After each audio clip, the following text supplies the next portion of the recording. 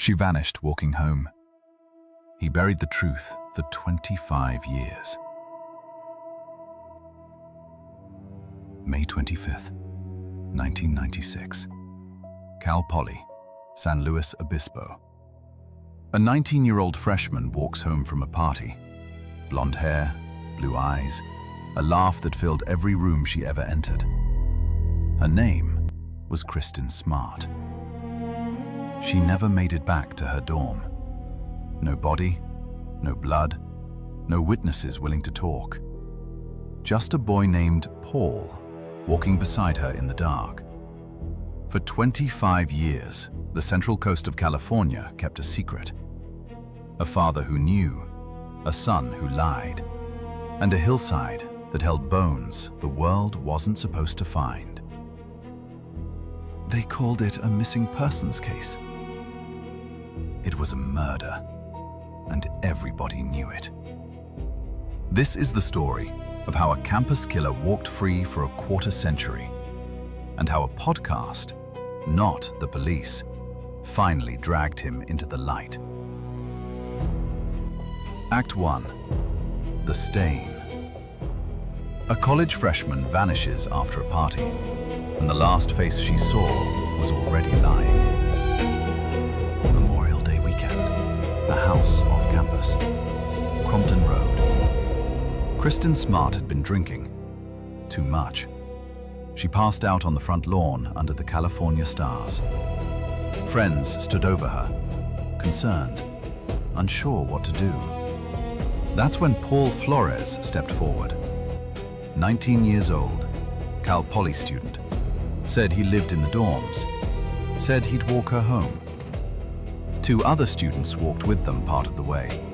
Then they peeled off, toward Muir Hall, toward Santa Lucia. Kristin and Paul kept walking, alone, into the dark. She was never seen alive again. Monday morning, Tuesday, Wednesday. Her bed in Muir Hall untouched. Her belongings exactly where she left them. Her car keys, her ID, her contact lenses. Her bed in Muir Hall untouched. Her car keys, her ID, her contact lenses.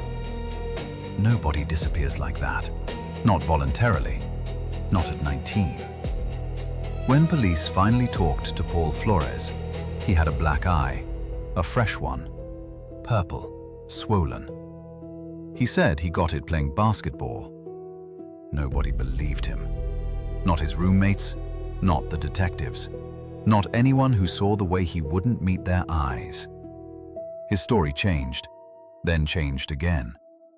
First he walked her all the way to her dorm, then only part way. Then he couldn't quite remember. A 19-year-old girl was missing, and the last person to see her was rewriting his own alibi in real time. But here's where the rot set in. Cal Poly campus police took the report. Not the county sheriff, not the FBI.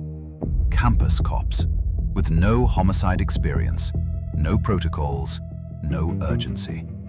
They waited days before treating it as a crime. Days. While Paul Flores walked free, while evidence vanished, while whatever happened in that boy's dorm room got cleaned, scrubbed, erased. By the time real investigators showed up, the trail wasn't cold. It was buried. Act 2. The Shadows. 25 years of dead ends, vanished evidence, and a family that wouldn't shut up. The Smart family knew. Within weeks they knew. They knew Paul Flores killed their daughter. They knew his story was a lie. They knew the campus had fumbled the case beyond repair. And they spent the next 2.5 decades screaming into a system that wouldn't listen. Stan and Denise Smart, Kristin's parents. Ordinary people thrust into an extraordinary nightmare. They held press conferences, filed lawsuits, begged, pleaded, camped outside courthouses. Nothing. Paul Flores left Cal Poly, moved to Los Angeles, got a job, lived a quiet life in a quiet house, drove a quiet car, walked his quiet dog past quiet neighbors who had no idea what was in his basement.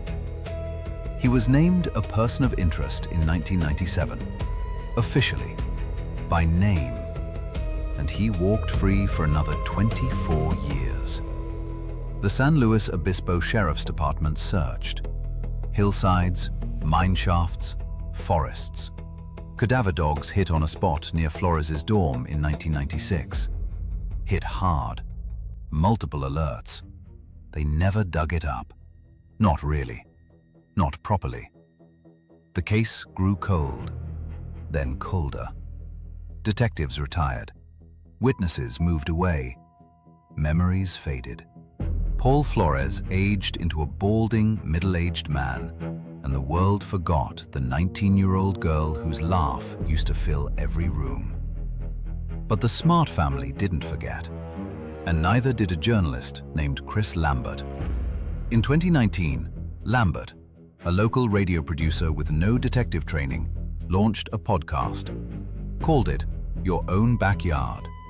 He started knocking on doors, calling old witnesses, pulling old records. What he found shook the case loose. Witnesses who'd never been properly interviewed. Stories that didn't match. A father, Ruben Flores, who'd been seen digging in his backyard in Arroyo Grande shortly after Kristin disappeared. Digging with a backhoe at night. The cops had ignored that backyard for 23 years because nobody wanted to admit Paul Flores had help burying her. The podcast exploded. Millions of downloads, national attention. The sheriff's department, embarrassed, pressured, exposed, finally moved. In February 2020, they searched Ruben Flores' house, the father's house, where Paul had stayed the weekend Kristin vanished. What they found in that basement rewrote everything. Act 3. The Deviant. A predator hiding in plain sight, with a hard drive full of horrors. Paul Flores. Quiet, unremarkable. The kind of man you'd walk past on the sidewalk and never remember.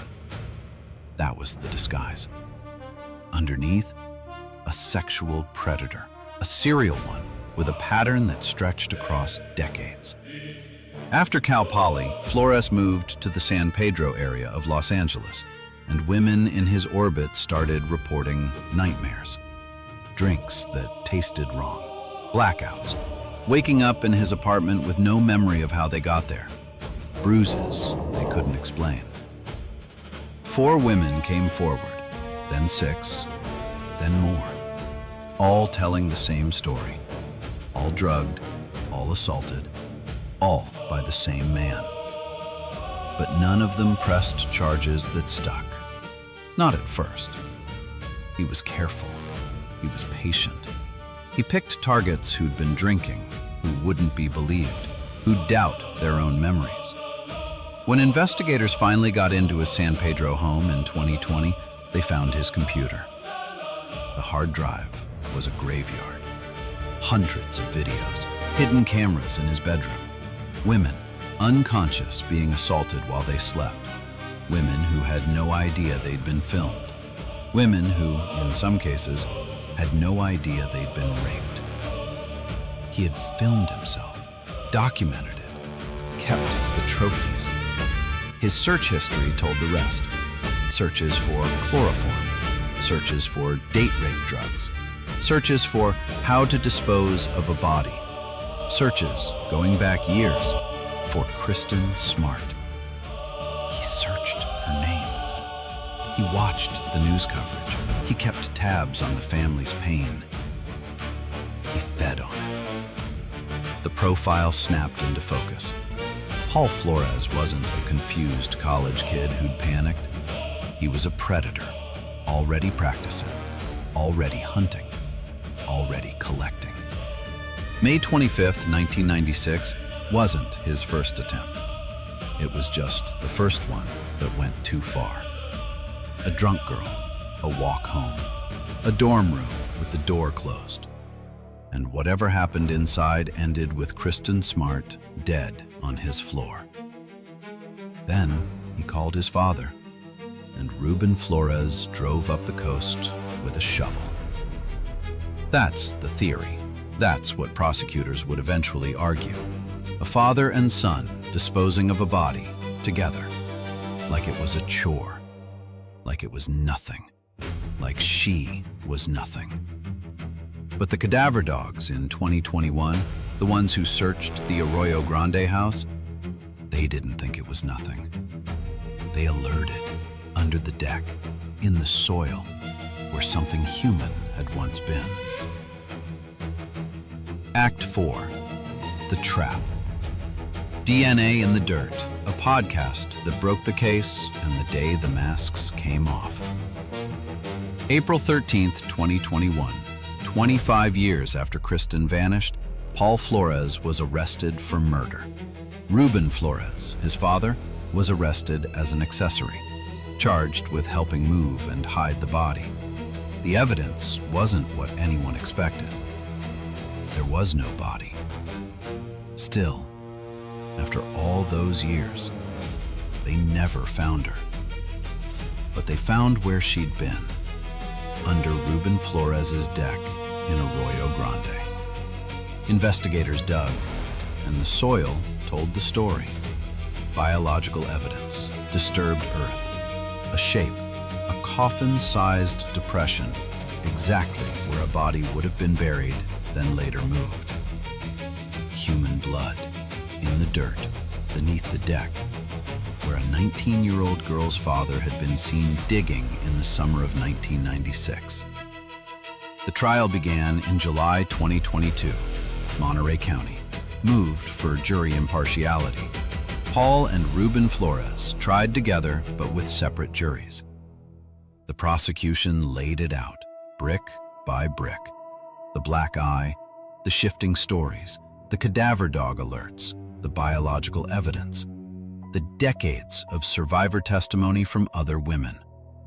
Paul Flores took the stand, denied everything, couldn't explain the black eye, couldn't explain his lies, couldn't explain why a girl who walked into his dorm room never walked out. The jury wasn't fooled. October 18th, 2022, verdict day. Paul Flores, guilty of first-degree murder. Ruben Flores, acquitted, walked free. The older juror split, denying full closure. But Paul, they got Paul, sentenced to 25 years to life, the maximum. 25 years. The same number of years he'd kept her family in the dark. Mathematical justice, cosmic accounting. Stan and Denise Smart sat in that courtroom, holding hands. Their daughter had been 19 forever. They had grown old waiting for this moment. And when the verdict came down, they didn't celebrate. They didn't cheer. They just exhaled. 26 years of held breath, released in a single courtroom on a single autumn afternoon. Paul Flores was led away in chains. The mask was off. The quiet neighbor, the polite co-worker, the man who walked his dog past quiet houses. A killer, confirmed, convicted, caged. But Kristin Smart was still missing. Her body never recovered. Moved by Ruben Flores, prosecutors believe, sometime after 1996, to a location only he knows. And he walked out of that courtroom a free man. Act 5, The Void. A conviction without a body, a family without a grave, a system that failed for 25 years. Justice arrived 26 years late, and missing something essential. Kristin Smart is still out there, somewhere, in California soil, under a tree, maybe, or beneath a parking lot, or scattered. Her family doesn't know. They can't bury her. They can't visit her. They can't lay flowers on a grave that doesn't exist. And the man who knows where she is, Ruben Flores, walks free, acquitted, protected by reasonable doubt, living in California, drinking coffee, watching television, carrying the answer in his head and refusing to give it up. This is the part of the story that doesn't end. The part the cameras don't film. The part where the credits don't roll. Cal Poly failed. Campus police botched the initial investigation so badly that physical evidence, the kind that could have ended this in 1996, was lost forever. Paul Flores' dorm room, cleaned, repainted, re-rented. Whatever happened in there dissolved into bleach and time. The San Luis Obispo Sheriff's Department failed. Cadaver dogs alerted in 1996. They didn't dig. They didn't push. They let a person of interest walk away for 24 years while he assaulted other women. How many victims did Paul Flores claim between 1996 and 2021? How many women drugged in his San Pedro apartment? How many videos on that hard drive? How many lives broken because a campus cop in 1996 couldn't be bothered to do his job? The Smart family did what the system refused to. They held memorials, funded searches, hired lawyers, funded a podcast, indirectly, that did more in 2 years than law enforcement had done in 25. Chris Lambert, a radio producer, with a microphone and a question, cracked the case the FBI couldn't. And Kristin, 19 forever. A laugh that filled every room, walking home under California stars with a boy who would not let her arrive. She's still walking, somewhere in the memory of everyone who loved her. Still 19, still going home. Epilogue. Justice came. The body didn't. Some wounds time refuses to close. Paul Flores will die in prison. That's the math. 25 years to life. He's in his late 40s. He won't see the outside again. But Kristin Smart will never come home. Not really. Not the way her parents need her to. A 19-year-old freshman with a smile that could light up a dorm hallway. Erased by a quiet, ordinary monster. Buried twice. Once by him, once by his father.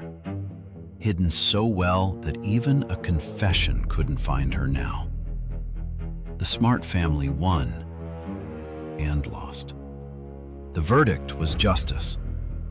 The empty grave is the price. In the end, the Noir lesson holds. Evil doesn't hide in shadows. It hides in plain sight, in dorm rooms, in quiet houses, in the boy who offered to walk you home. Kristin trusted him for one short walk under California stars. That was all it took.